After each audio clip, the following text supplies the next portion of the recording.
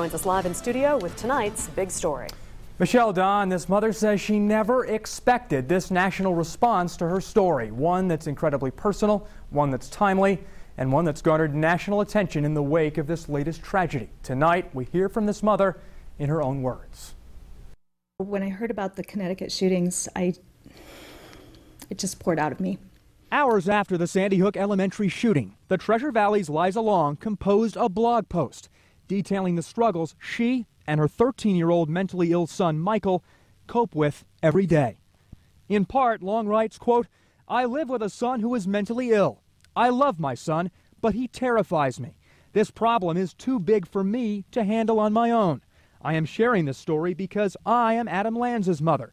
I am Dylan Klebold's and Eric Harris's mother." Pretty much any time I hear about a shooting, I think about my kid.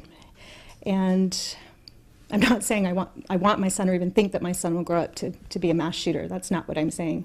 I'm just saying that level of unpredictability, those behavior issues, I realize that I'm living in fear of my 13-year-old.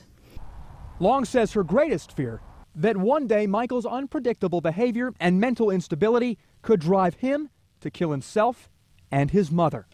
I know he wouldn't do it either. He wouldn't kill himself or me because he meant to. Because when he's rational and calm, he's just a sweet, sweet kid.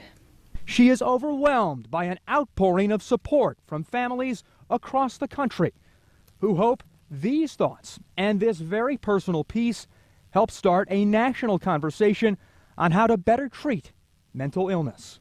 Just being able to read so many other people's stories and struggles and pains, it's a gift in some ways, because I think those of us who struggle with this in our families, feel like we're living in isolation. And Liza's post went viral Sunday morning. More than 11,000 comments currently on the Huffington Post alone. Long says the most compelling comments she's received, thoughts from teenagers who say they are like Michael, and they and their parents understand the Long situation. Live tonight, Eric Fink, Today 6 on your side. Long tells us just the day before the Connecticut shooting, her social worker suggested pressing charges against Michael to get a handle on the situation. Health and Welfare says there are other options.